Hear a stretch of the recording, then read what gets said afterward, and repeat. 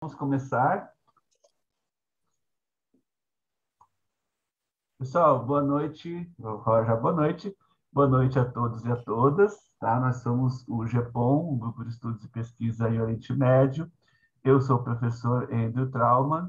Estou aqui com a professora Monique Sorachevski, desculpe, e com a professora Muna Omran e com o nosso querido Júnior Luiz Felipe Herdi. Nós estamos recebendo hoje duas presenças ilustres, duas pesquisadoras, duas pessoas que trabalham on the field, né, que trabalham no campo, que são a Laís Farias e a Natália Quintiliano. Eu vou fazer uma breve, falar um pouco sobre cada uma delas, certo? Então, a Laís Farias, ela ocupa desde 2014 a função de oficial de proteção no Alto Comissariado das Nações Unidas para Refugiados. Atualmente baseada no Iraque, ela lidera uma das equipes de proteção e atua na área de monitoramento de fronteiras e acesso ao território por refugiados sírios, bem como na coordenação da resposta humanitária aos deslocados internos. Permaneceu por 5 anos no Oeste Africano, Senegal e Costa do Marfim, atuando com apátridas, proteção de refugiados e migração mista.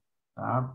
Essa é a mini bio da Laís, nossa primeira palestrante de hoje, e a Natália Quintiliano, que vai falar na sequência. Ela vem trabalhando com respostas humanitárias no Oriente Médio há 7 anos. Mestre em políticas de conflito e violência pela Universidade de Leicester, Natália trabalhou para a ONG Médicos Sem Fronteiras e também para a Organização das Nações Unidas, onde participou da implementação de projetos focados na prevenção do tráfico de armas e de pessoas em crises humanitárias como as da Síria e do Iêmen. Atualmente, a Natália trabalha para a SREO, é isso, Natália? SREO. É, SREO, ok. Consulting como especialista em pesquisa, monitoramento e avaliação de projetos humanitários, com foco em segurança e análise política para diversas organizações internacionais na Síria, Líbia e Iraque. Então, feitas as apresentações, passo então a palavra para a Laís Farias. Laís, é uma honra para nós tê-la aqui conosco, um grande prazer, tá? E então, a palavra é sua. Obrigada, boa noite, pessoal. Para mim já é quase bom dia, porque já estamos no dia 17 aqui para mim, por conta do fuso horário, mas estou muito feliz de estar aqui. E meu nome é Laís Farias, eu sou oficial de proteção do Acnur.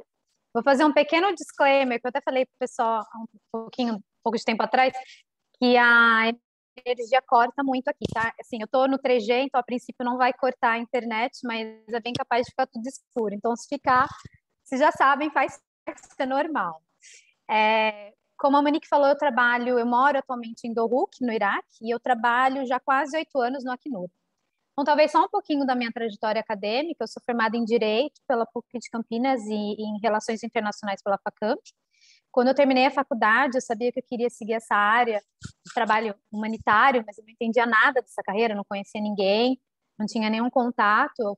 Eu acabei indo para a Holanda para fazer meu mestrado na Universidade de Amsterdã, em Ciência Política, e foi muito interessante, porque eu acabei fazendo minha pesquisa sobre uma região no Nordeste da Índia, e fui para lá. Morei lá alguns meses fazendo essa pesquisa, e na verdade essa foi minha primeira experiência de campo. E hoje, quando eu penso nessa experiência, eu acho até engraçado, porque depois de tanto tempo, né, já morei na África, agora eu moro aqui no Iraque, eu nunca tive uma experiência como aquela. Aquela realmente foi a experiência de campo, assim, mais roots, mais legítima de todas. Acho que foi até bom, porque foi, né, já me preparou para o que ia vir depois. Mas foi super interessante, porque eu aprendi muito, eu conversava muito com as pessoas, então eu aprendi muito sobre a cultura, sobre a problemática deles ali. E eu percebi que essa era a carreira que eu queria seguir. Né? Então, eu voltei para a Holanda, terminei meu mestrado e comecei um estágio com uma organização internacional, uma ONG de direitos humanos, na Holanda mesmo, em Haia. E essa, na verdade, foi minha primeira experiência profissional trabalhando nessa área. Era um trabalho de escritório, né? Então não tinha essa exposição com o campo, mas era ainda assim muito interessante, era um trabalho de advocacy, a gente escrevia papers sobre minorias em diversos lugares, incluindo os curdos, né? Então essa, na verdade, foi a minha primeira experiência trabalhando com os curdos, mal sabia eu que 10 anos depois cá estaria eu aqui, no Kurdistão, e foi muito interessante, mas quando eu já estava com uns 27 anos, né, eu trabalhei com eles um ano, mais de um ano e 8 meses, mais ou menos, e nos meus bons 27 anos eu acabei recebendo uma proposta de estágio do Acnur. E, enfim, eu já tinha 27 anos, né? Então eu pensei, né, na época, começar a trabalhar, né? Mas, enfim, eu fiz 2 faculdades, então eu sabia que... Ai, minha conexão está meio instável, espero que seja o que todo mundo me ouça. Eu estava um pouquinho atrasada, eu pensei, né, nossa, já estou tão atrasada, eu preciso começar a trabalhar, mas, enfim, nada a ver, né, gente? Cada um tem a sua trajetória, cada um tem o seu caminho, né? E eu acabei decidindo aceitar esse estágio, mesmo sendo um estágio na época, porque o Acnur realmente sempre foi a agência da ONU que mais me interessou, né? Uma das que mais me interessou, porque eu pensava, né? Conflitos, tragédias, catástrofes, o Acnur sempre está lá, né? Essas que causem deslocamentos populacionais, que era o tema que mais me interessava, o Acnur estava sempre ali no frontline. Então, para mim, trabalhar com o Acnur, né, era mais ou menos o que eu mais queria fazer, assim, em termos de trabalho humanitário com a ONU. Existiam outras organizações que também me interessavam, mas eu acabei aceitando esse estágio e foi essa a minha porta de entrada, né? Então, eu comecei em 2014, no início do ano, como estagiária em Genebra, na sede da organização.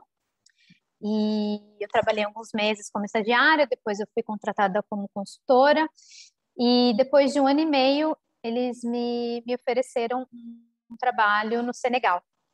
E daí sim, eu senti que eu ia voltar finalmente para o campo, né? Que era o que mais me interessava. E foi maravilhoso, era um trabalho no escritório regional, então eu trabalhava com os 15 países ali da região, fazia missão em todos eles, né? Conheci bem o contexto de cada um deles, e para mim foi muito enriquecedor, né? Eu trabalhava principalmente com refugiados, mas também apátridas, e o meu segundo posto, que na verdade foi meu primeiro posto como funcionária internacional propriamente dita, que na ONU existem diversos tipos de contrato, né? Foi na Costa do Marfim, que foi em 2017. E foi aí que realmente eu percebi que não era isso mesmo que eu queria fazer. Foi uma experiência super interessante. Eu trabalhava com apátridas, a gente conseguiu diversos avanços na legislação e conseguimos a erradicação da patridia para crianças abandonadas, né, crianças órfãs. Então foi muito gratificante como trabalho, né? Você vê o resultado daquilo que você está fazendo, né? E aí no final de 2019, então eu recebi a notícia de que eu iria para o Iraque, que é um contexto completamente diferente, né? Depois de 5 anos na África, eu não sabia o que esperar, na verdade. E eu cheguei aqui, então, em janeiro de 2020, e 2020, como vocês sabem, foi um ano muito complicado, né, para todo mundo.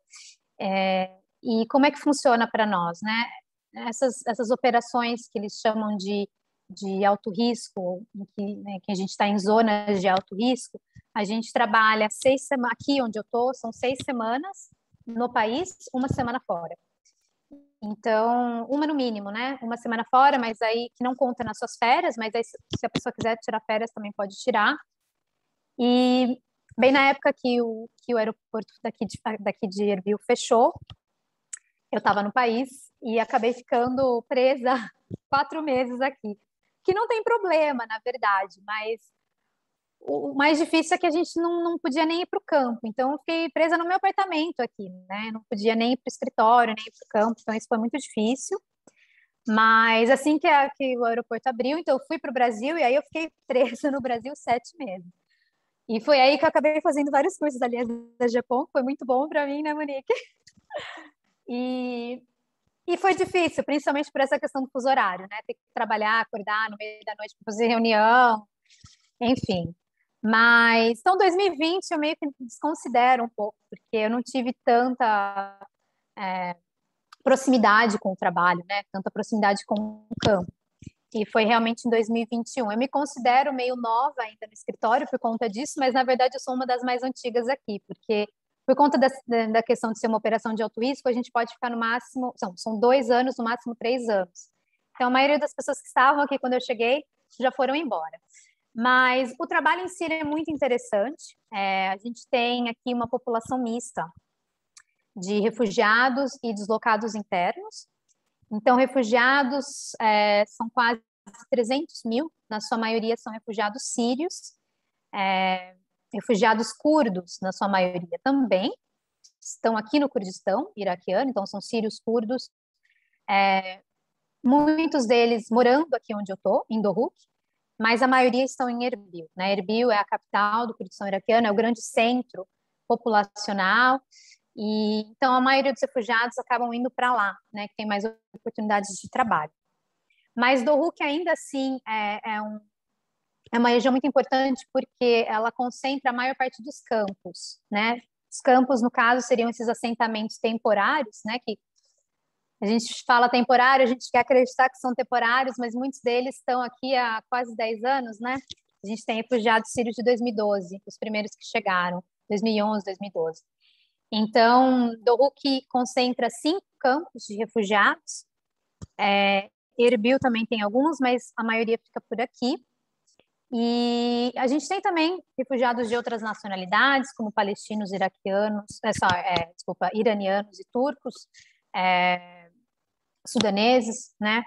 Mas na sua maioria são sírios. Então, a gente teve algumas como que a gente chama em português? Influx. Aflux? Acho que é aflux. Ai, meu Deus. É isso? Alguns grupos, né, movimentos de refugiados distintos. Então, a gente teve esse de 2012, né, logo no início da guerra na Síria. A gente teve um também em 2015, 2017, a gente teve vários. O último foi em 2019, que foi por conta dos bombardeios ali no norte da Síria, né, dos bombardeios turcos no norte da Síria, que é algo que a gente está agora com um pouquinho de medo, porque fala-se, né, de novos ataques, então a gente está meio preparado, né?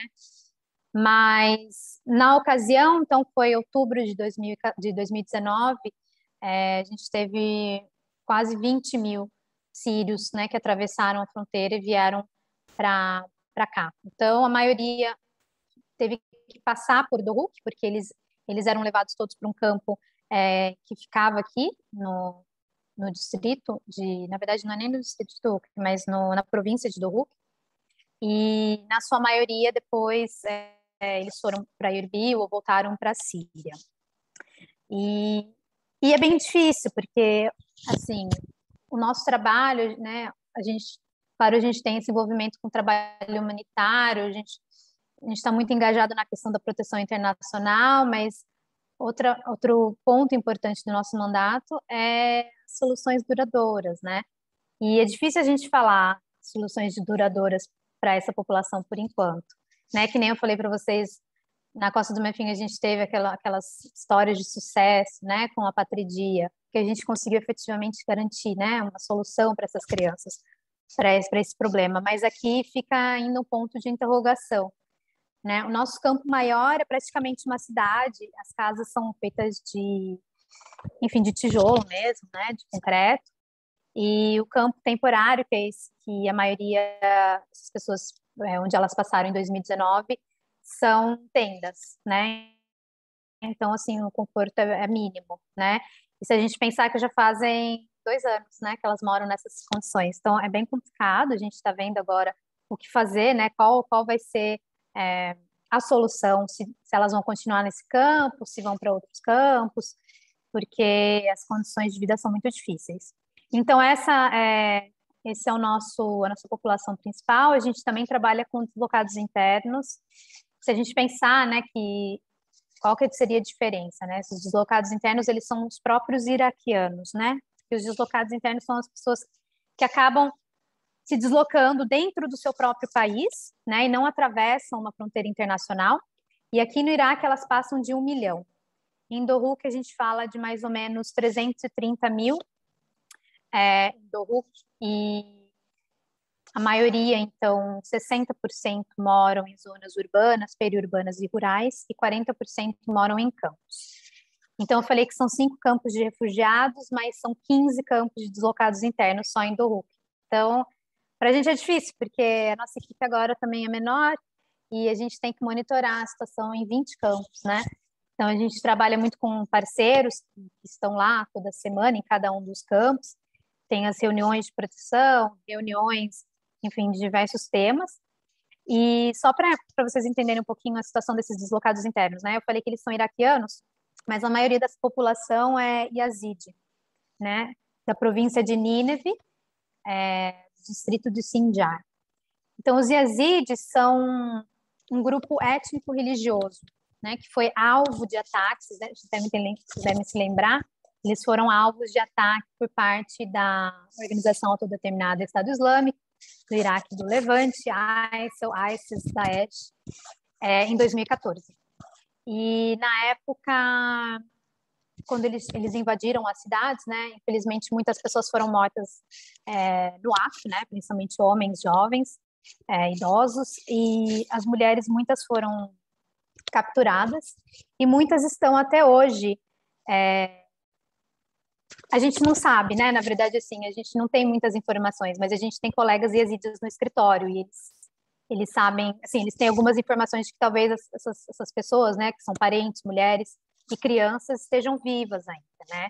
Estejam ainda com membros do Estado Islâmico em diversos países, né? Por aqui. E então, nessa época, muitos deles fugiram para as montanhas de Sinjar, e onde eles permaneceram durante algumas semanas, alguns durante alguns meses mesmo, numa situação humanitária muito precária, mas a grande maioria acabou se instalando, bom, a grande maioria não, né, mas muitos deles vieram aqui para Dohuk, no Kurdistão, muitos deles vieram especificamente para Dohuk, onde eles se instalaram primeiro, eles foram, né, para cidades, para centros urbanos, e se instalaram em prédios que estavam em construção, em casas abandonadas, em mesquitas, e aos poucos eles, né, o Acnur, até o governo mesmo, o governo turco, acabou construindo esses campos, né? Porque não eram só yazidis, né? A maioria era yazidi, mas a gente também teve muitos cristãos, muitos shabaks, muitos turcomenos, que também vieram, né? Todas essas minorias. E também árabes, né? Xiitas, etc. Então, nesse início, né, de deslocamento, foi muito complicado também, porque a gente, assim, né, eles estavam montando os campos e não se sabia quem que realmente estava fugindo do conflito, quem que talvez ainda tivesse alguma filiação, né? Então, foi um momento muito difícil. Hoje em dia, não, né? Hoje em dia, a gente já conhece bem a população desses campos. A gente sabe, né, qual que é a etnia, qual que é a religião deles. Na verdade, os campos são meio que alguns são misturados, mas eles são bem específicos, né? Os cristãos moram por aqui, os yazidis moram por aqui, e então a gente conhece melhor. E aí a gente pensa, né? Mas por que eles não voltaram ainda, né? Porque na Síria, bom, a situação ainda está difícil, mas no Iraque agora parece que a situação começou a melhorar, né? Por que eles ainda não voltaram? Mas infelizmente, Sinjar ainda é uma região com muito conflito interno, né? E é uma região muito militarizada.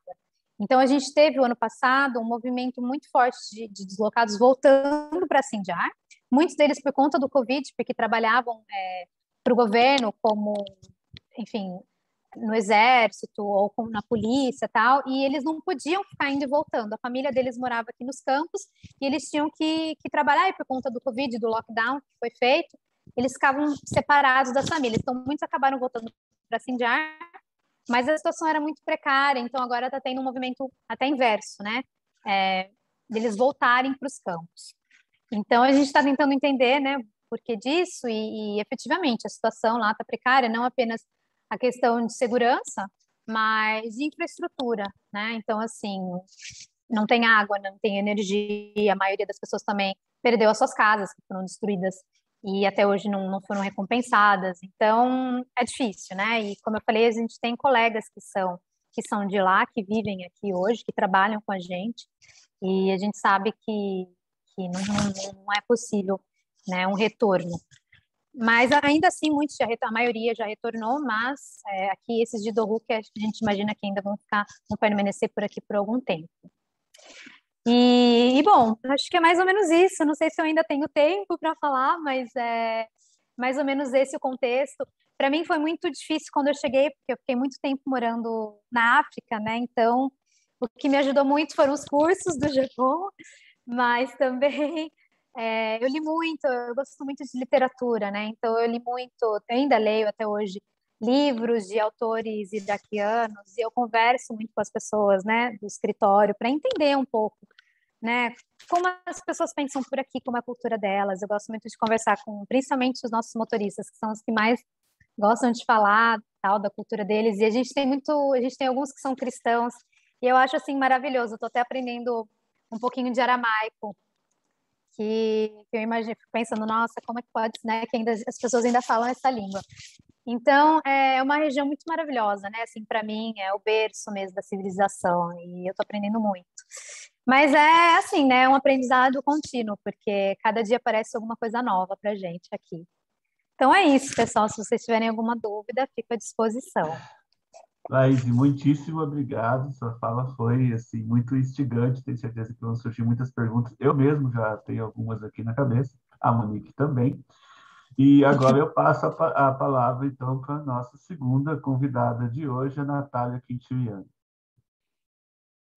Obrigada pelo convite. Enfim, eu sou a Natália Quintiliano. Contar um pouquinho também. No momento, eu trabalho como pesquisadora e oficial de especialista em avaliação de projeto humanitário, no momento para Líbia, Síria e Iraque. Mas contar um pouquinho como eu cheguei até aqui, né? Enfim, eu sou formada em Relações Internacionais e eu sempre tive vontade de trabalhar nessa área, né, na área humanitária. E também, como a Laís estava falando, eu não tinha, quando eu estava na faculdade procurando estágio, e eu não encontrava muita opção nessa área, uma porta de entrada, também não conhecia ninguém. E, ao contrário dela, eu desisti. E aí eu fui para a área de logística. E eu trabalhei com logística por alguns anos no Rio de Janeiro. E um dia eu cheguei a trabalhar um pouco no interior do Rio também. E primeiro eu trabalhei com logística de produtos farmacêuticos, né, muito de remédio e tal. E depois eu fui para o setor de óleo e gás. E no setor de óleo e gás, a gente tinha essa área, né, específica, que era de cargas muito grandes, né? Então, era muito difícil você preparar a logística desses guindastes, partes de navio, até chegar no interior, né, do Brasil. E aí, na época, me ocorreu, né, que deve ser muito difícil fazer um trabalho desses num local em conflito, né, onde a situação é super instável, porque se aqui a gente passa por isso, não tem estrada direito para chegar, ou sei lá, o acesso é tão complicado. Então eu comecei a tentar buscar e me especializar um pouco nessa parte de acesso. É uma das coisas que são muito muito presente na área humanitária, porque você precisa, para conseguir, né, até montar um campo de refugiados, você precisa abastecer aquilo, você tem hospitais, você precisa levar, eles precisam de medicamento, precisa de uma estrutura. Então, existe toda uma área que faz esse acesso, que passa desde o envio do material até pelas fronteiras, até a negociação com os grupos, porque às vezes você tem que passar por um checkpoint, né? Não é um pedágio, porque não é pago. Não, é checkpoint mesmo. A gente fala checkpoint aqui checkpoint. também. de um grupo para conseguir ter acesso a uma cidade tal. Enfim, eu comecei a me interessar nessa área e eu descobri que existe uma área inteira no setor humanitário, de logística humanitária, para isso.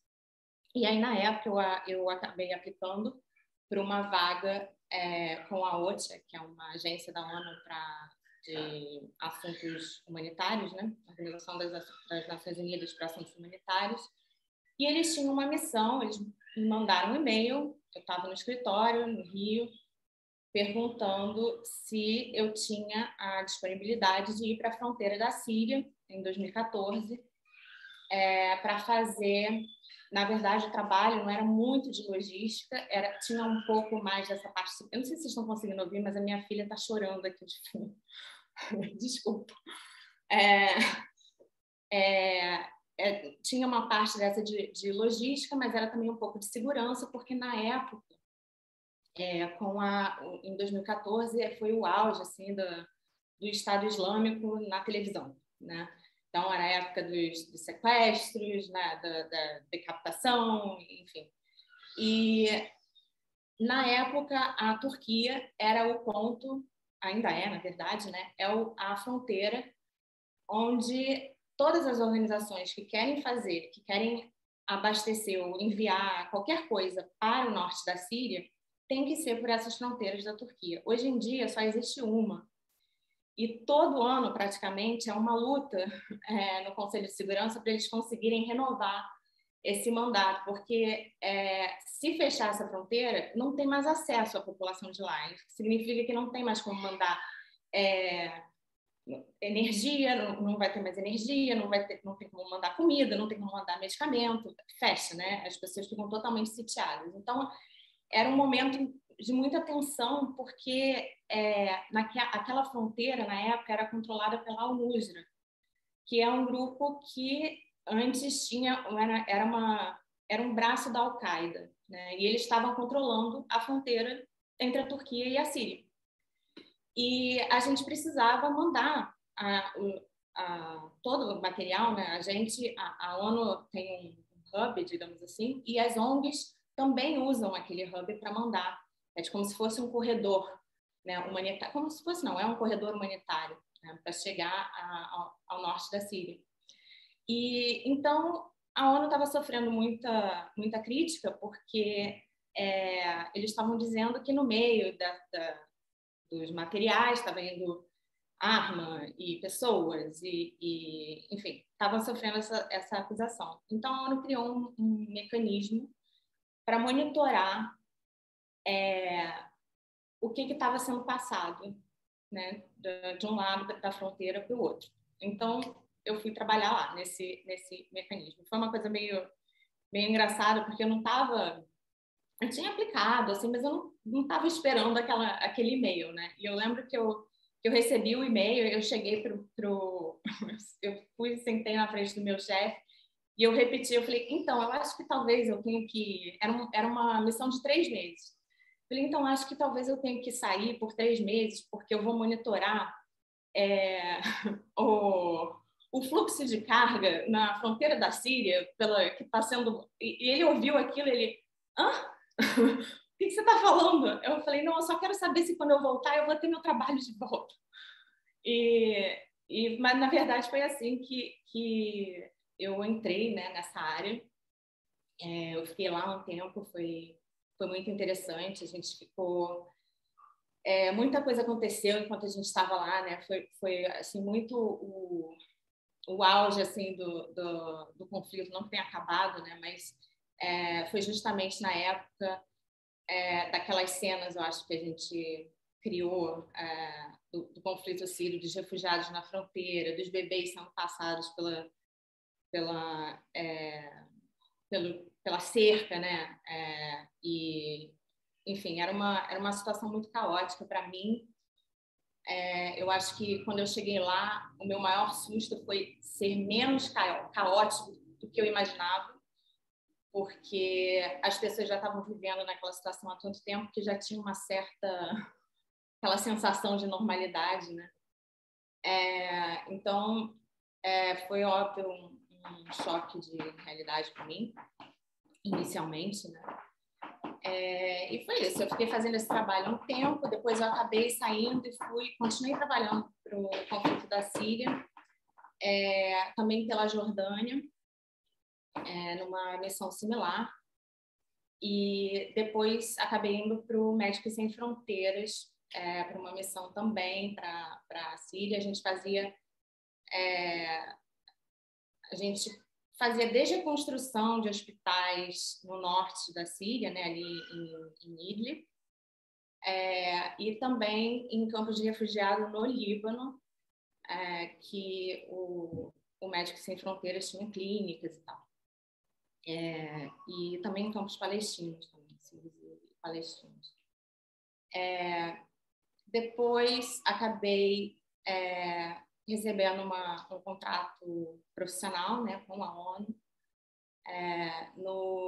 para o Iêmen, né, que na época tinha também um embargo de... Eu acabei caindo nessa coisa de monitorar embargo de armas, né, na época, nas fronteiras, e o Iêmen tinha essa questão que era interessante, porque o Iêmen tinha um bloqueio, na época estava sofrendo um bloqueio naval por parte imposto pela Arábia Saudita.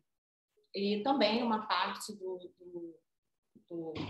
norte ali do país que estava sitiada, né? O Iêmen estava numa situação de fome e tinha muita comida, tinham navios de comida no mar, em frente ao Iêmen, e não tinha esse acesso, eles não conseguiam levar a comida até as pessoas, né?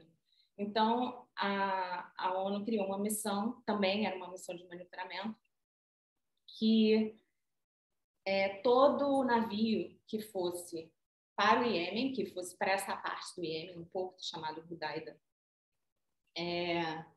teria que ser inspecionado. E justamente para ver se não tinha, no caso, era o embargo de armas, né? Mas a gente também fazia o controle de tráfico de pessoas. O controle é ótimo. Fazia a inspeção para não ter tráfico de pessoas. E foi uma missão muito interessante, porque era uma missão em alto mar, e eu não tenho nada, nunca trabalhei com a Marinha, não tinha nada, ao contrário das pessoas que trabalhavam comigo, né? Tinha muita gente já da Marinha e tal, e eu tinha até um certo medo de trabalhar assim no mar, mas acabei me acostumando, né, com o tempo. E era uma área ali muito interessante, porque ali naquele estreito, né, o Estreito de Mandeb, você tem uma variedade assim de desafios que acontecem ali num estreito um canal tão curtinho, né? Mas é onde acontece a pirataria da Somália, é onde acontece muitos ataques terroristas, porque tem muitos navios, né, que passam por ali de onde sai o petróleo, né, para passar pelo Mar Vermelho e chegar à Europa. Então foi uma experiência muito interessante, assim, porque era muita geopolítica, assim, num local muito pequeno, né? E a gente baseado a maior parte do tempo ou no mar ou no Djibouti, que é esse país muito pequenininho ali no chifre da África, que é um tabuleiro ali, né? Porque é um país que tem uma base americana, tem a única base da China fica lá, e todos têm um interesse ali, mas justamente para monitorar aquela área, né? Porque muito dinheiro passa por ali, né? E é um local onde também acontece essas travessias, como a gente vê hoje no Mediterrâneo, né? As pessoas naqueles barquinhos de borracha, né?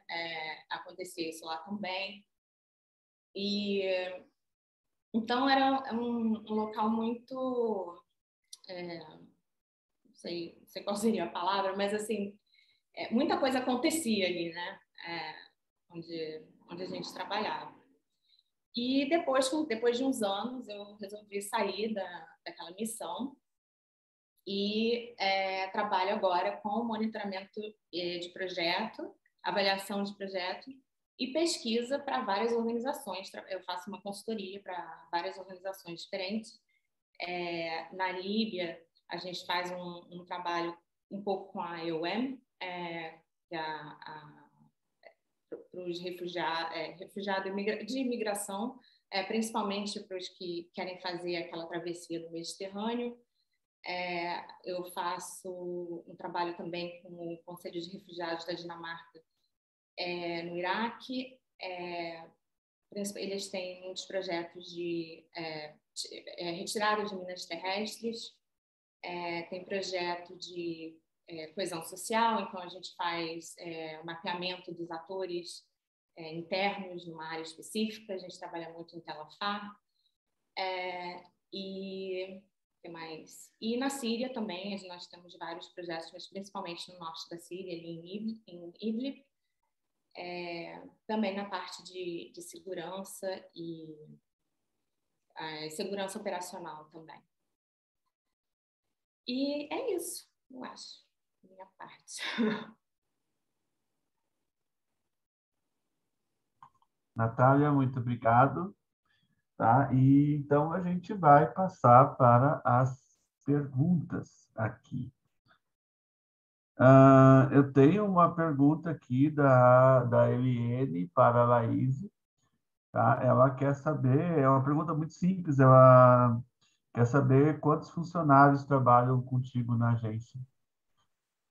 Então, na verdade, eu fui olhar agora, porque eu não tinha nem ideia, mas eu já dei uma pesquisada, são mais de 500 pessoas, acredita? Só no Iraque. É enorme. Eu não tinha nem ideia de que era tão grande assim. A maioria são funcionários nacionais, né? Acho que internacionais não deve chegar a 100, né? É bem menos que 100. Mas aqui em Dohuk, acho que nós somos em 75, mais ou menos. Mas são 6 escritórios, né? Então, Dohuk é um dos principais. E a segunda pergunta, antes da Monique, só um instante, Monique, da Maria Rocha, só para deixar registrado aqui em vídeo, né?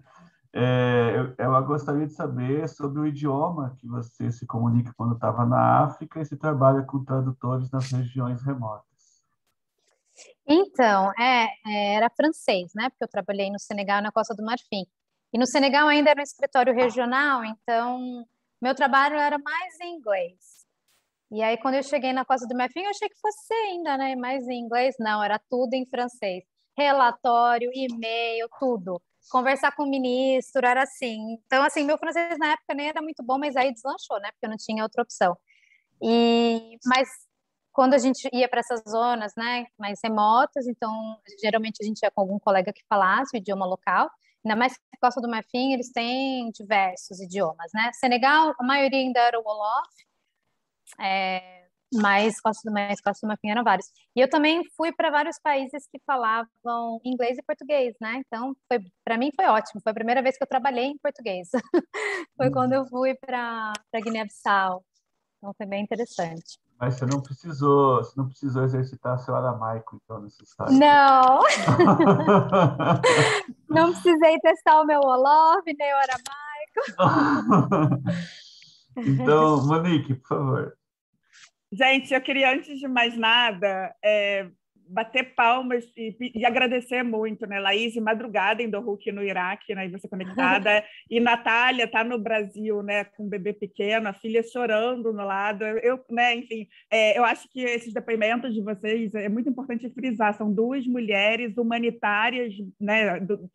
Uma experiência nessa área de ajuda humanitária, que tem poucos. Se alguém conhecer outra pessoa, me fala, que a gente junta aqui para essa galera, né?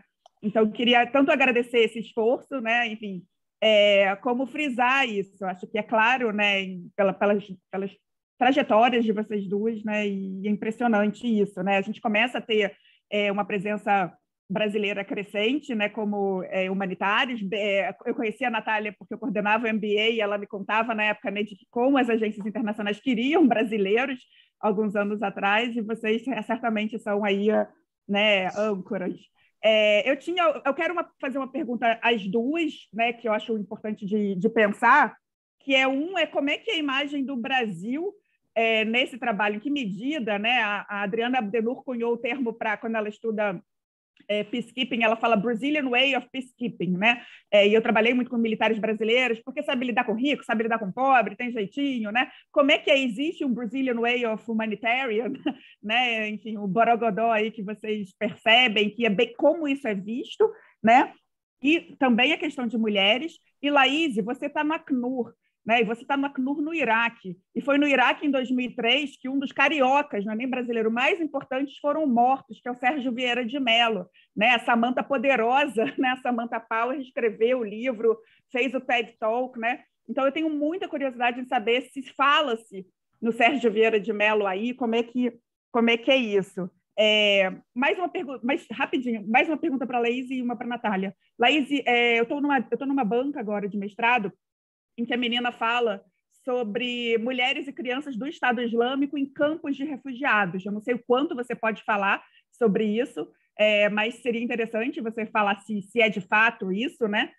Certamente aí, né? Que para onde foram, né? Os homens em grande medida morreram, mas as mulheres e as crianças ativistas desse grupo devem estar por aí. E, Natália, eu queria muito pedir, dessa sua ampla trajetória, sobretudo pelo que a gente faz no Japão, se você pudesse falar um pouquinho sobre como foi trabalhar para o Médicos Sem Fronteiras, et al., e no Líbano. Porque quando a gente fala hoje na crise de refugiados voltando, mais de 80 milhões de refugiados e deslocados, and counting, né, porque o Afeganistão está aí, não sei se, Laís, tem afegãos aí no Iraque, mas a Turquia está cheia, né? O Líbano é um país que tem, entre os muitos dramas e complexidades do Líbano, é um país que tem um número gigantesco de refugiados. Então, só para resumir e agradecer e bater palmas, existe um Brazilian way of humanitarian, né? E como é que é ser mulher? Como é que é o Sérgio Vieira de Mello, né, no Acnur, se existem mulheres e crianças do Estado Islâmico nesses campos, como é que é lidar com isso? E Médicos Sem Fronteira em Beirute. Gente, desculpa ocupar esse espaço, mas é que eu acho que é um luxo. Obrigada, desculpa, Andrew. Não, tranquilo.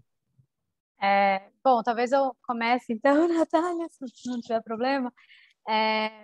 Bom, sobre esse, né, Brazilian Way que você falou, eu acho que, principalmente no Acnur, assim, eu também não tinha muito essa noção, né, mas assim, a gente tem um grupo de brasileiros, né, que trabalham no Acnur, e o que eu ouço falar é que geralmente as pessoas acham que brasileiro é aquele tipo, é aquele perfil que topa tudo, sabe? Porque tem certas nacionalidades que vão trabalhar em certas regiões, né? Então, por exemplo, na África Ocidental tem muito francês, por exemplo, tem muito italiano, mas brasileiro geralmente não fica só em uma região. E o que era engraçado era que, por exemplo, os meus colegas, né, da África Ocidental, quer dizer, os internacionais, eles iam de um país francófono para outro. Então, a pessoa estava, sei lá, no Senegal, depois ia para a Costa do Marfim, depois ia para o Mali, depois ia, sei lá, para o Congo, e ia naquele, né, e ficava ali naquela região. E aqui eu vejo também que tem um grupo que só fica aqui no Oriente Médio.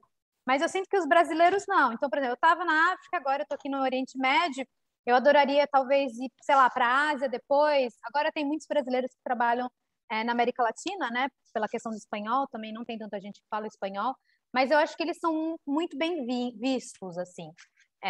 Eu acho que, no geral, os brasileiros, eles têm, não sei como falar, mas eles já têm um preparo, né? Porque, assim, para você trabalhar aqui no Brasil é muito difícil, né? Tanto que, na época, eu acho que eu até tentei e eu não consegui, né, entrar no Brasil. Era muito pequeno o escritório na época. Então, eles veem, por exemplo, os funcionários nacionais como super capacitados, né? E aí muitos deles acabam virando internacionais depois. Então, eu acho que eles têm uma visão muito positiva.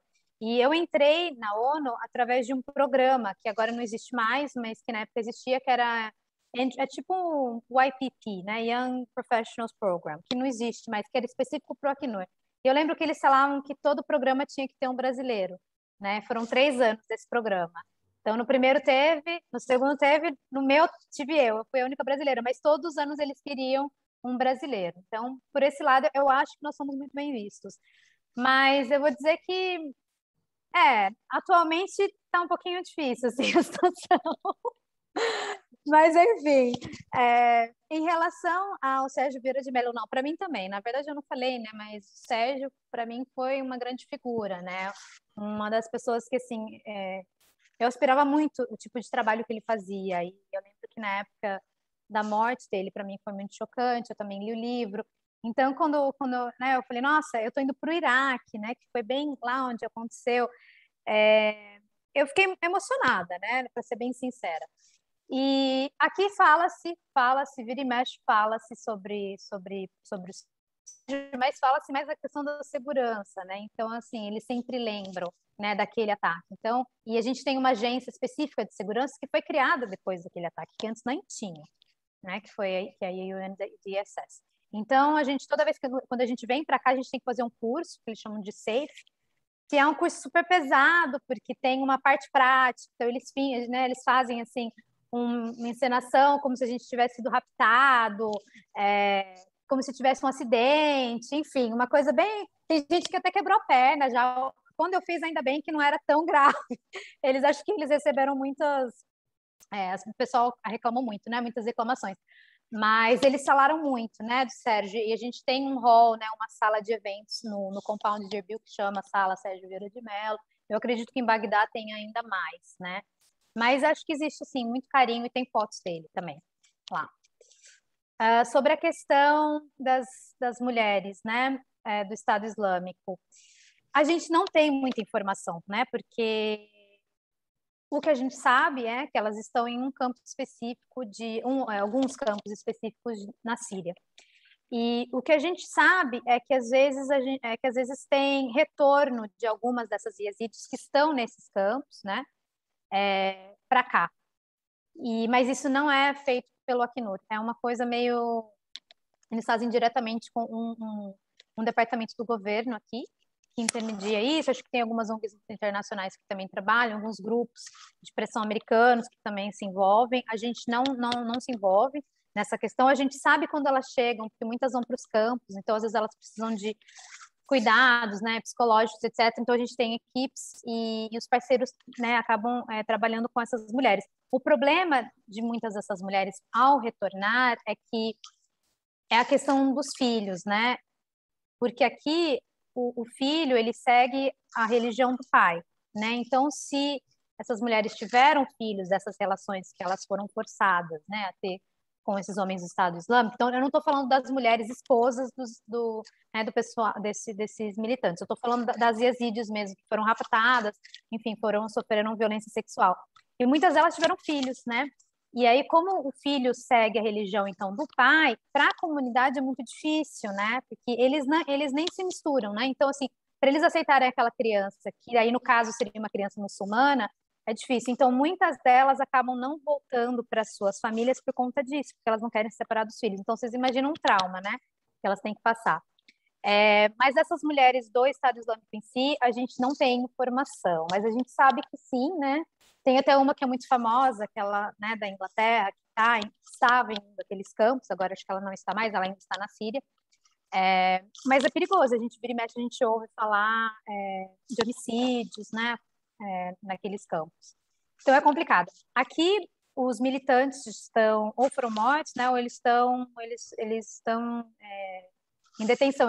Muitos não foram, porque tem a pena de morte, né, mas muitos ainda estão presos porque a gente quer, assim, enfim, acho que tem aquele movimento para tentar descobrir o que aconteceu com as vítimas, né? Então essas pessoas seriam pessoas chaves na determinação, né, do que aconteceu com essas pessoas. Então eles não matam, porque elas viram testemunhas, né? Porque ainda se faz muito nessas investigações para as pessoas, para essas famílias que ainda não foram encontradas, essas mulheres que ainda estão talvez em cativeiro. Mas é mais ou menos isso, né? Então a gente não tem assim tanta informação. Tinha outra pergunta? Não lembro, acho que não. Não. Natália, com você, então. Eu vou só falar um pouquinho sobre a questão das pessoas relacionadas, né, ao Estado Islâmico, porque a gente fez um trabalho, uma pesquisa, principalmente sobre as leis tribais no Iraque, e a gente... porque eu acho que talvez a gente não tenha tanta noção de como ainda muitas pessoas recorrem à justiça tribal em vez da justiça do sistema oficial, né, digamos assim, no Iraque, na Síria também, na Líbia também. E muitas dessas famílias, porque na justiça tribal você responde enquanto família. Então, se alguém da sua família faz alguma coisa errada, talvez você possa pagar a pena de um familiar seu, né, digamos assim.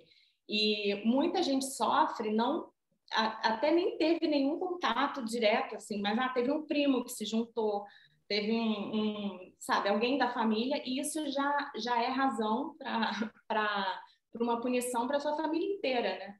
É uma visão assim um pouco diferente, né, da nossa, nesse sentido, em como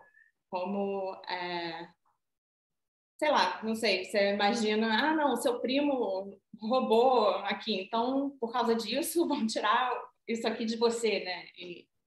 Mas enfim, foi um trabalho muito interessante que eles estão fazendo e assim, principalmente os árabes sunitas, né? Que sofrem muito essa a raiva, né, nos trabalhos de coesão social, né? Isso acho que ali no Iraque agora isso é gritante, né? Porque essas comunidades agora sofrem essa não sei, esqueci a palavra, tipo backlash? Uma revanche, isso. Um estigma uma também, revanche né? do resto da população, né? Uhum. Agora, sobre a questão dos brasileiros, né? Eu encontrei muito pouco brasileiro, né? Desde que em qualquer uma dessas missões. Eu trabalhei com uma brasileira, não, trabalhei com duas brasileiras. E uma era até engraçada, ela ficou um tempo no Iraque, ela ficou em Bagdá, ela estava na Cruz Vermelha. E os pais são brasileiros, mas ela foi nascida e criada nos Estados Unidos. E ela não podia falar para ninguém que ela tinha nacionalidade americana, né? Então, ela fala até o português com um pouquinho de sotaque, e aí as pessoas falam, nossa, mas seu inglês é muito bom, né? Para uma brasileira, seu inglês é muito bom. E eu acho que a Laís cortou. Então, mas assim, acho que eu tive contato com poucos, assim, pelo menos no Oriente Médio, mas eu acho que é isso, acho que o Brasil tem uma fama de ser pessoal mais tranquilo, fácil de trabalhar, foi sempre assim o feedback que passavam assim para a gente, né? Eu brinco com isso porque eu fiquei com essa amiga que trabalhava na Cruz Vermelha, ela ficou na Palestina uns anos. Eu fiquei com ela um tempo lá. E aí, quando a gente estava quando estava cruzando a fronteira ali da Jordânia para Israel, né? Na imigração, o pessoal, não, Brasil, não sei o que, uma nação amiga e tal. E aí a gente chegava em Ramallah e aí pegava o passaporte brasileiro, o Brasil é uma nação amiga. Então, assim, geralmente, é por isso que é uma nacionalidade muito boa para trabalhar nessa área, porque a gente não tem muito inimigo, né, nesse sentido. E sobre o Líbano, né, bom, a MSF, eu sou suspeita para falar, porque eu gosto muito da MSF, né, eu acho que meu coração ficou com a MSF. Eu acho muito bacana o trabalho que eles fazem. E, assim, eles não fazem um trabalho de proteção, não tem muito envolvimento com a questão dos refugiados, né? Mas, como a gente tinha clínicas em campos de refugiados, né, no Líbano, apesar de que o nosso foco, o meu, né, ali de trabalho era na Síria, né? Mas era uma questão muito, muito complicada, né? Porque na época a Europa falava da crise de refugiados e se você olha para o Líbano, né, não tem nem comparação, não dá nem para chamar aquilo de crise, né? Comparado ao que acontece no Líbano. E a questão também, muita questão dos palestinos também, né? Porque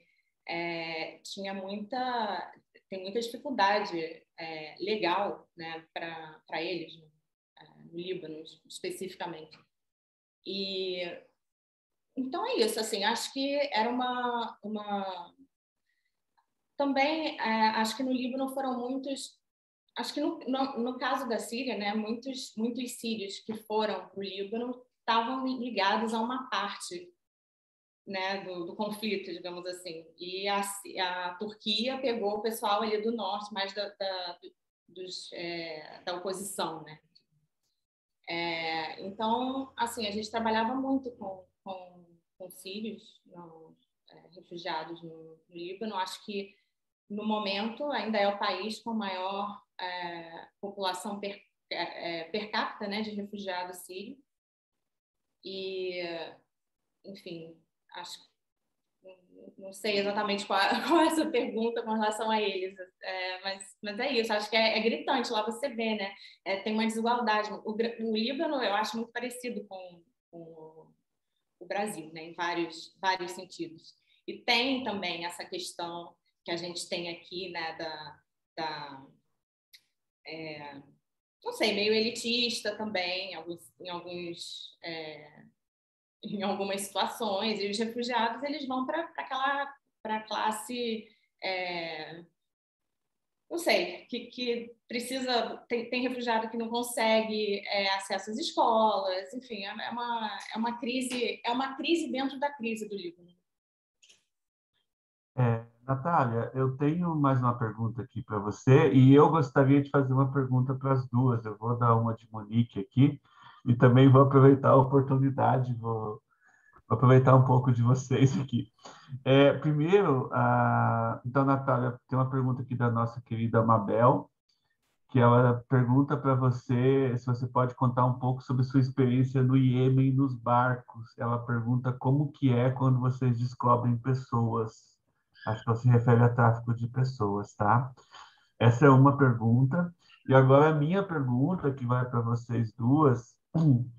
Aliás, eu gostaria de fazer um comentário à fala da Laís, que aqui no Rio, aí no Rio, onde estão a Natália, a Monique, a Muna, o Luiz, e muita gente que eu saiba, tem o Secopab, né? E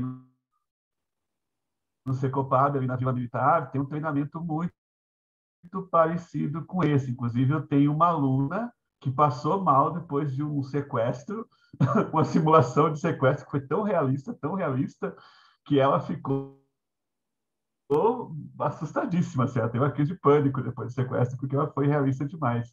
Ele estava falando de gente que até quebrou a perna e tal, enfim. Meu chefe tomou uma Acontece. tapa na cara. Mas, enfim... Pois é. Então, bom, eu sou professor de Relações Internacionais na Curitiba e eu tenho um aluno que ele fez parte da missão de paz da ONU no Sudão, tá? Quando da criação do Sudão do Sul e tudo aquilo. E eu gostaria de saber de vocês, assim, o que vocês puderem falar, se vocês acharem que é um tema delicado, a gente vai entender, mas é que ele falou umas coisas muito interessantes. Ele disse que a população do Sudão, claro que eu sei que vocês não estiveram lá, mas talvez vocês possam fazer alguma analogia, a população do Sudão está de saco cheio dos capacetes azuis, que eles não veem que o país já está pacificado, que eles não veem mais utilidade nisso, que estão cansados. Eles falam assim, inclusive eles falavam para esse meu aluno, vocês só vêm aqui pelo dinheiro, vocês não estão aqui para proteger a gente, porque de fato consta que os soldados ganham muito bem. E aí tinha brasileiros, tinha portugueses, tinha alguns alemães e tal.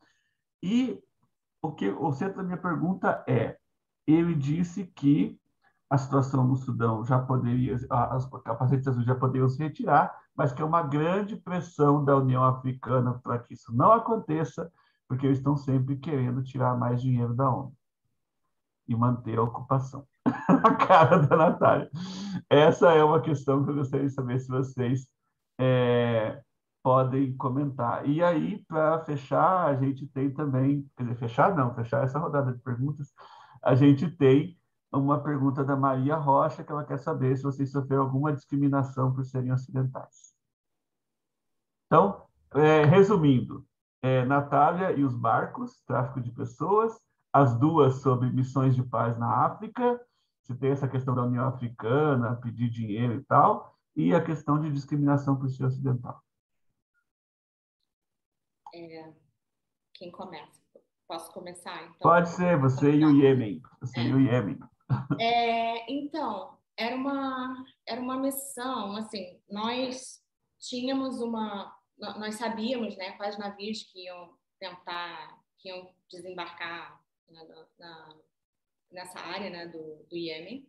Então, a gente já sabia o que eles estavam levando, a gente tinha o histórico dos navios, existe uma lista negra, né, chamamos da blacklist da ONU, com relação a alguns navios que já eram envolvidos com o tráfico. Porque geralmente o navio que está envolvido com o tráfico não é assim, esse navio só faz tráfico de armas. Não. Geralmente o tráfico ele é generalizado, né? Então o navio que está errado, ele está errado, já faz tudo, né? A forma de conseguir mais recursos ali, né? Então, assim, a questão do tráfico de pessoas, eu pessoalmente, existem dois tipos, digamos assim. Tem o pessoal que a gente encontrava, que era o que acontecia mais, a gente encontrar um navio que a tripulação não sabe que tem uma pessoa lá. Isso acontecia muito de africanos que, por incrível que pareça, eles queriam ir para o Iêmen. Às vezes, sem saber que lá tinha uma guerra. Mas existe muito esse fluxo oposto, né, de países que não estão em guerra e pessoas saindo, né, de um país que não está em guerra, mas por conta de outros problemas, indo em direção ao Iêmen. A IOM faz um trabalho com eles lá no Djibouti, né, porque o Djibouti é de onde saem os barcos, né, para levar o pessoal para o Iêmen. E, geralmente são pessoas que, quando chegam lá, são escravizadas. Todas as histórias, né, que a gente sabe, porque o que eles querem fazer é tentar cruzar para a Arábia Saudita. Só que aquela fronteira do Iêmen com a Arábia Saudita é muito difícil de você conseguir cruzar, assim, né? Então, essas pessoas, elas são extremamente vulneráveis, porque o que a gente sabe é que, se a tripulação é um problema tão grande para o navio, se ele for pego com alguém lá dentro, que o mais... o pessoal que trabalha, os marinheiros, sempre falavam isso para a gente, que essas pessoas são jogadas no mar, porque eles não querem lidar com o problema, porque o navio seria acusado, né, de tráfico humano. Então, acabava se tornando um problema maior. Então, a gente queria realmente, se tivesse alguém, a gente queria achar. E qual é o trajeto? Era levar de volta levar para o Djibouti. Era esse o protocolo. Já aconteceu também de a gente chegar em navios que as pessoas estavam presas lá. Isso acontecia muito com os sírios, porque os sírios não podem desembarcar em qualquer país. Eles não são aceitos em qualquer país. Então, eles ficam no navio 2 anos, 3 anos. E aconteceu da gente saber de navios que tinha gente há anos sem receber e presos, né, lá dentro, numa espécie de trabalho escravo, né? Então, assim, a gente se deparava assim, com algumas situações. Não era o normal, não era assim, todo dia é assim, não. Mas acontecia e é a realidade desses locais. E, assim, o trabalho da gente, a gente pegava um barquinho, um speedboat, e a gente ia até as águas internacionais, porque a gente fazia as inspeções em águas internacionais, mais próximas ao Iêmen, mas em alto mar, né? E a gente subia no navio e a gente conversava com as pessoas com a tripulação, e a gente fazia inspeção. Eu não, né? Eu não tenho esse treinamento, mas a gente tinha um time de militares, né, ex-militares e inspetores que faziam essa busca por, principalmente, armas e munições, e a gente ia, o pessoal, o cachorro, farejador, era um time, né? Íamos juntos, e tinha que ter alguém da ONU lá para, sei lá, para representar, né, a missão. Então, eu fazia mais essa parte, né? Não ia lá eu procurar as coisas, né? Mas a gente tinha um protocolo para caso encontrasse alguma coisa. E também eu lembro, assim, da gente indo no speedboat. E às vezes a gente via uns barcos e tal, e eu pensava assim, gente, eu não quero... Eu tinha muito medo de me deparar com uma situação dessa, entendeu? De saber, meu Deus, o que eu vou fazer se eu chegar e ver isso acontecendo ali na minha frente, né? Aqueles barquinhos cheios de gente para, né? Qual seria a nossa reação? Mas isso não aconteceu, né, com a gente. Mas outras situações assim mais delicadas aconteceram e que a ONU teve que fazer coordenar com o governo, né, para conseguir liberar essas pessoas, né, para um local mais seguro. E não sei se tinha outra pergunta. A outra foi sobre a missão de paz da ONU, União Africana, as relações entre a União Africana e as missões de paz da ONU. Eu não sei se a Laís tem essa sensação, mas as agências que eu trabalhei para a OCHA e eu trabalhei para a UNOPS. E a gente tinha uma certa... É meio separado. O pessoal do peacekeeping e o pessoal das agências. Então, eu acho, né, que existe um pouco esse abismo, assim, entre o que acontece nas missões de paz e as agências, né, das Nações Unidas. Não sei qual é a visão da Laís nisso. Mas, sim, né, a ONU tem missão de paz, tem ainda no Chipre. Ainda está lá, né? É uma coisa a se pensar. Não sei. Para mim é complicado dizer. Não é uma área que eu tenha conhecimento suficiente para dar uma opinião se aquilo está correto ou não, né? Mas sim, tem muitos locais que a ONU recebe não é tão bem-vinda, né? Em alguns países. Sim, a gente teve até uma questão, por exemplo, no caso da missão brasileira no Haiti, que depois de algum tempo parece que rendeu algum cansaço ali, né? Algum ruído entre a população civil e a missão brasileira. Enfim, essas coisas que acabam passando. Laís, poderia comentar alguma coisa a respeito? Não, claro. Eu estava pensando, é que eu não conheço muito a missão do Sudão, mas eu estava pensando, do Sudão do Sul, né? Eu estava pensando um pouco no contexto da Costa do Marfim, porque quando eu cheguei lá, ainda tinha uma missão, né? A ONUCI. E ela ficou, acho que até junho. Então, eu cheguei em janeiro, até junho ainda tinha missão. E essa, acho que é uma das missões que eles consideraram como, né, missões de sucesso, assim. Tiveram alegações de abuso, acho que na maioria dessas missões, infelizmente, tem, né? Tem a missão ai, meu Deus, como é que fala em português? África, como é que chama? Central African Republic. África... Centro-Africana. Isso. República Centro-Africana.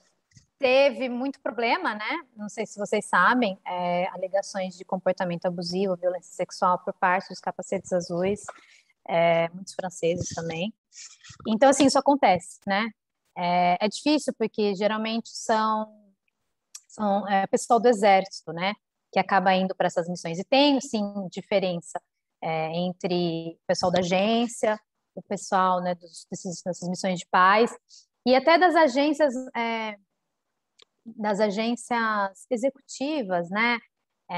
Da ONU. Eu penso assim, às vezes as pessoas falam para mim, né, com aquele senso de crítica, mas a ONU não faz nada, eles se reúnem lá em Nova York, discutem, não faz nada, o que vocês estão fazendo? Eu falo, gente, calma, vocês têm que separar as coisas. O pessoal da agência não é o pessoal que está lá em Nova York discutindo, né? Quem está lá discutindo são os países, né? A ONU é mais que um fórum para as pessoas poderem discutir e tomar as decisões, mas não é a ONU que toma as decisões, né?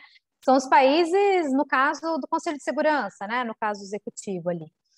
E então, assim, tem às vezes essa dificuldade de distinguir o papel de cada um, né? O pessoal da agência não tem absolutamente nada a ver, e a gente não trabalha nessa área mais política, né? E eu acho que no caso dessas missões, enfim, para se colocar um fim, um término, seria por uma resolução do Conselho de Segurança, né? Que foi no caso da Costa do Marfim, e que nem você falou, tem essa política, tem essa pressão, né? Talvez aí por parte da União Africana. Então, é complicado, né? Porque ao mesmo tempo em que às vezes não se vê mais necessidade, mas talvez por pressões políticas eles não consigam pôr fim. No caso da Costa do Marfim, eu lembro que eles acharam que foi um pouco rápido demais, porque já estava previsto para terminar em junho, e no começo do ano ainda estava tendo bastante problema lá. Eu lembro que quando eu cheguei, depois de um mês, a gente até teve que ficar em casa, porque estava tendo alguns conflitos meio violentos na capital. Mas, no final das contas, deu tudo certo. Agora a gente também teve as novas eleições, né? O pessoal ficou meio tenso. Toda vez, né, que tem eleição, acontece isso. Mas acho que pelo menos lá foi uma situação de sucesso. Mas no Sudão do Sul, não sei, não poderia falar. Tranquilo, Não Laís. poderia falar. Não, perfeito, perfeito. Viu? E a gente tem aqui a pergunta ainda da Maria Rocha, para vocês duas, tá? Perguntando se vocês sofreram algum tipo de discriminação por serem ocidentais. E eu já gostaria de emendar com a pergunta da Elisa Burlamac Ferreira, que ela diz como é conciliar princípios, concepções pessoais de vocês, convicções pessoais, seja fé, política, estilo de vida, é mais ou menos a questão também de ser ocidental, com as sociedades nas quais vocês estão inseridas. Quer falar primeiro, Natália? Pode ir, pode ir. Pode ir. Não, eu nunca sofri, Andrew, mas assim, eu vou ser bem sincera, às vezes eu sentia, principalmente na Costa do Marfim, né, que teve... eles tinham problema, assim, com os franceses, né, em 2004, teve até um período em que se falava da caça aos franceses, foi uma situação bem complicada no país.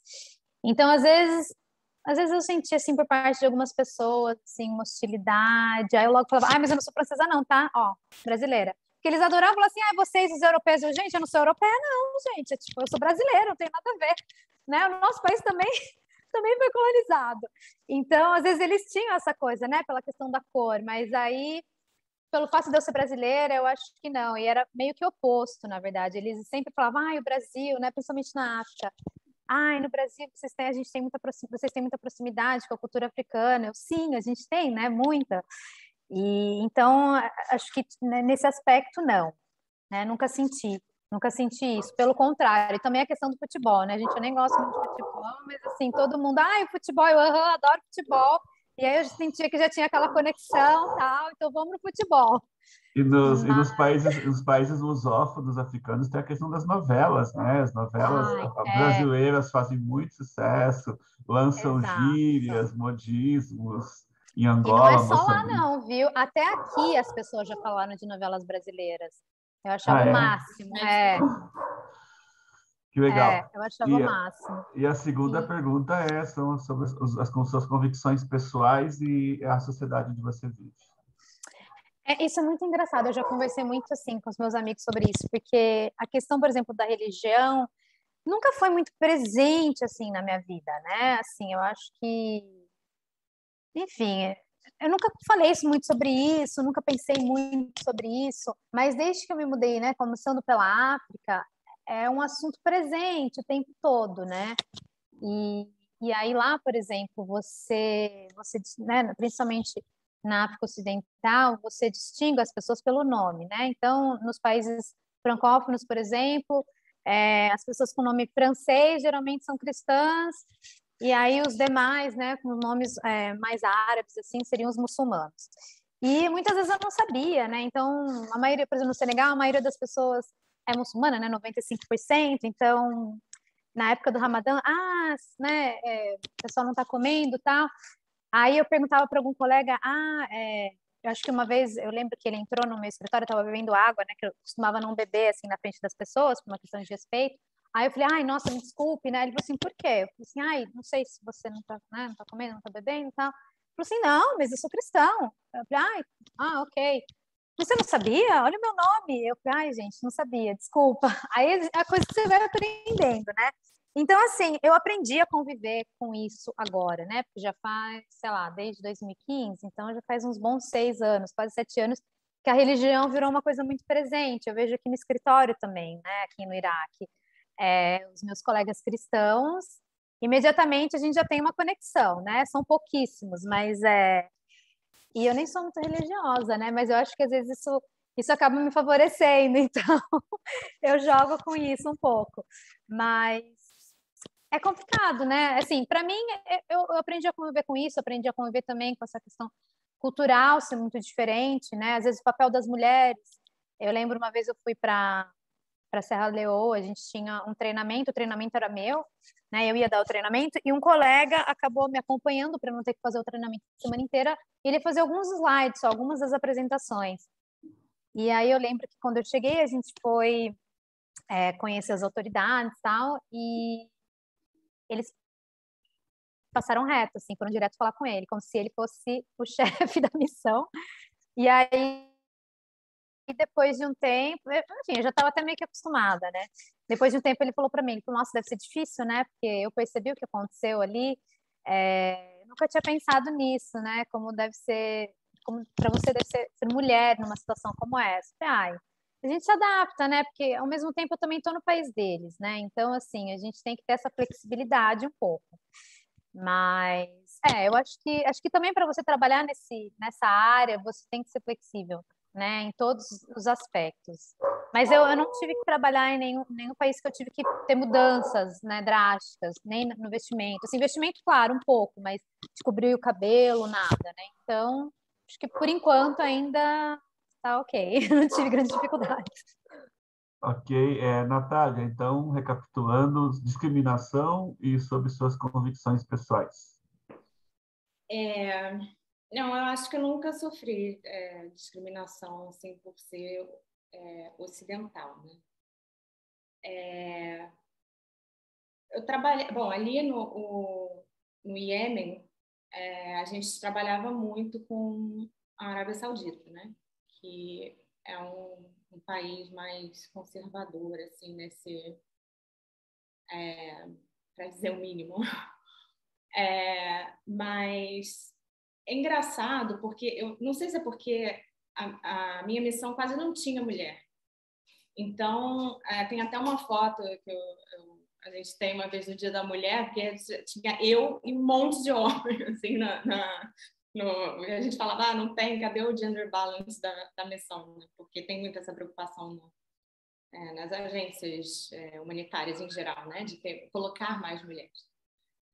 Mas não tinha muita. E eu acho que, de certa forma, eles olhavam isso com uma certa curiosidade. Assim, até nos navios, aconteceram assim, algumas vezes de eu chegar lá e as pessoas não imaginavam que uma mulher ia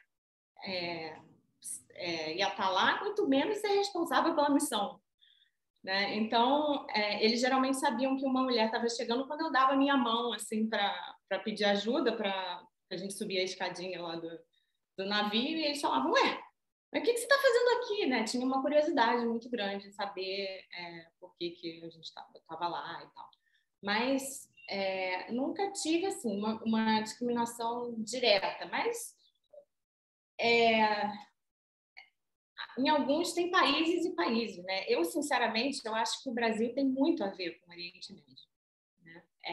Eu acho que a gente tem muito mais coisa em comum do que a gente quer imaginar. E muito mais do que com a Europa. Assim, na questão da família, das pessoas perguntarem as coisas,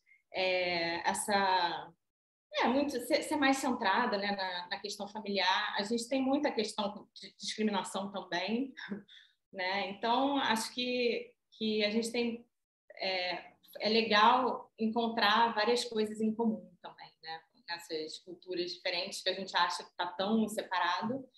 E, enfim, e a questão da religião, né? Eu acho que a outra questão é a seguinte: quando você vai assim para trabalhar numa empresa, nessas circunstâncias, você tem um tratamento diferente, né? Eles não exigem a mesma, sei lá,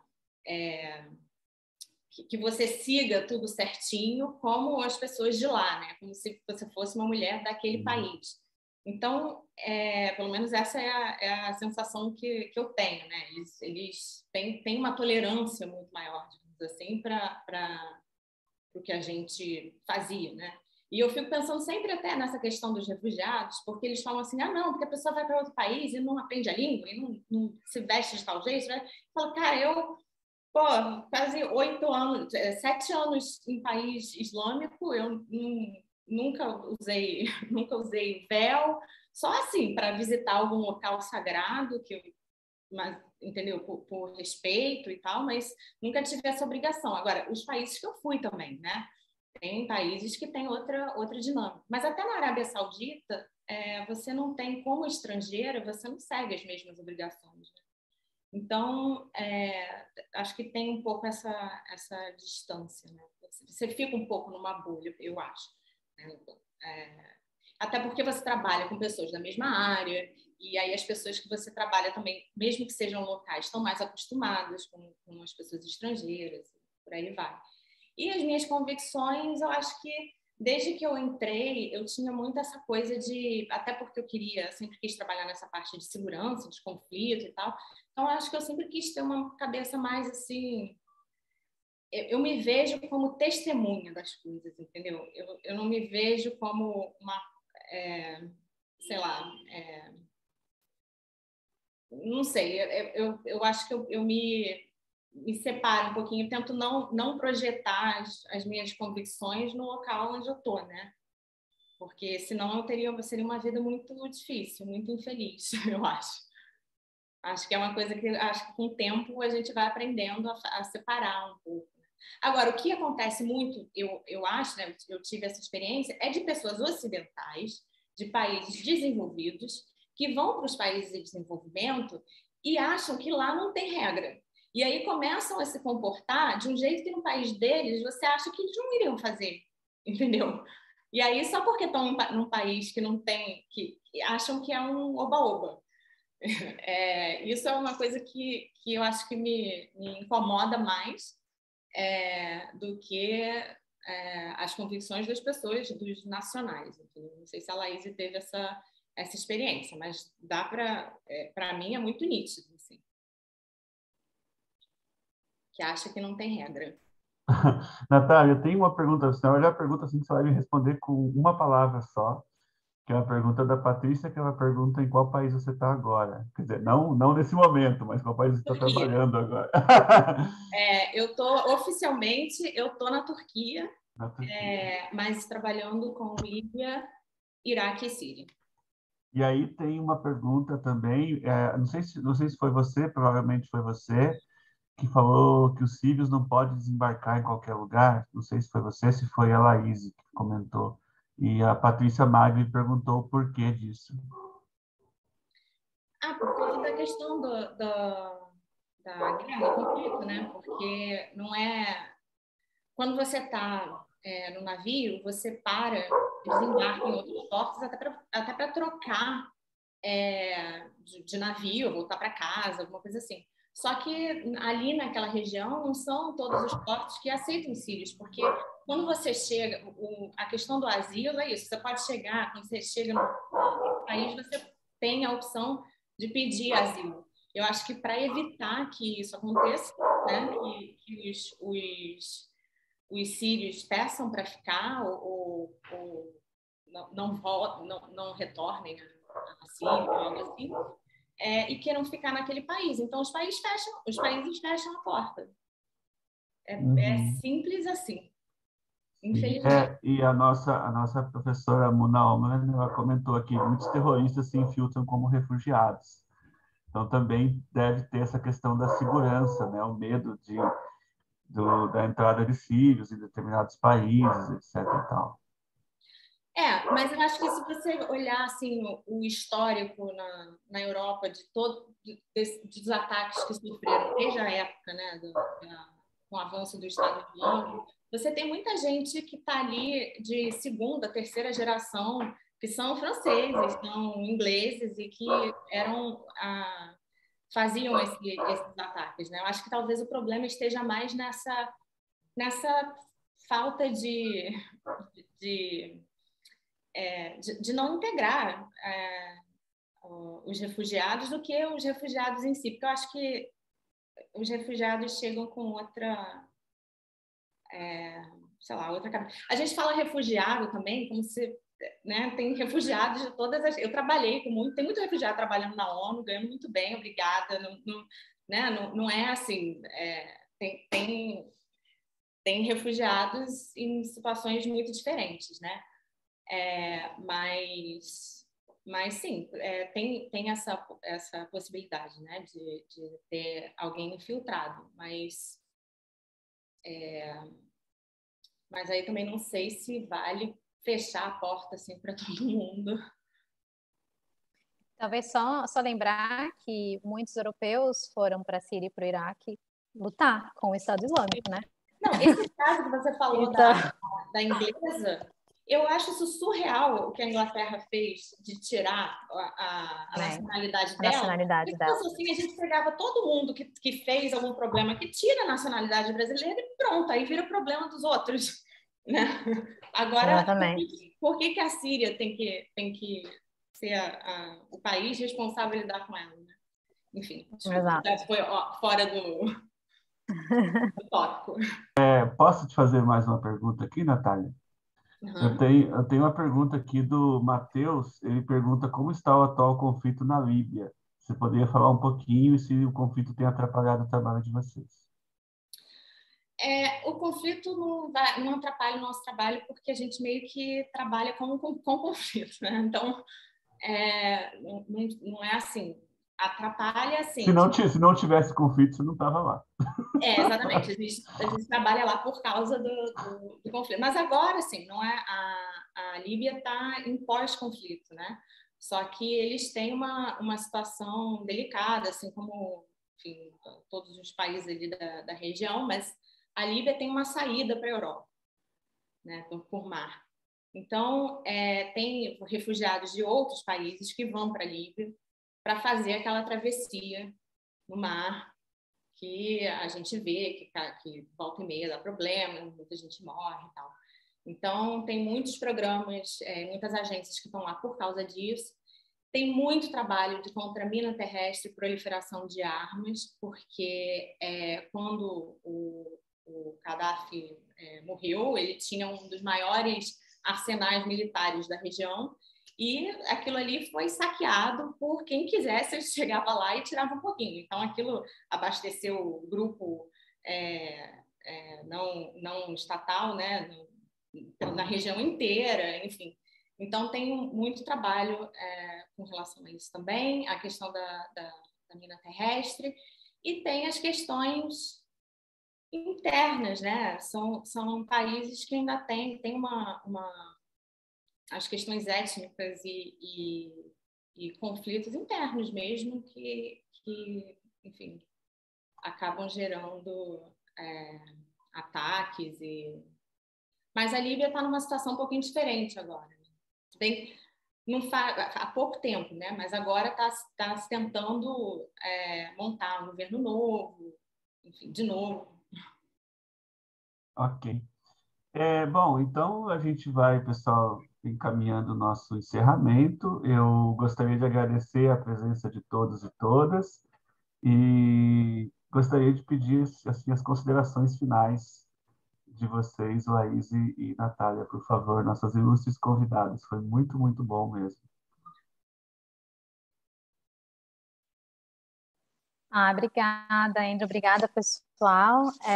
Bom, se vocês tiverem alguma pergunta, eu acho que o meu contato, vocês até passaram, fiquem à vontade. A princípio, eu ainda fico no Iraque até o ano que vem e sigo nessa minha jornada, né, de aprendizado. Tem sido uma experiência muito enriquecedora. Espero não sair do Oriente Médio tão cedo, então quem sabe, né? Ainda a gente não sabe para qual será a próxima missão, mas veremos. Obrigada pela oportunidade. Imagina, a gente que agradece. Natália. Gente, muito obrigada.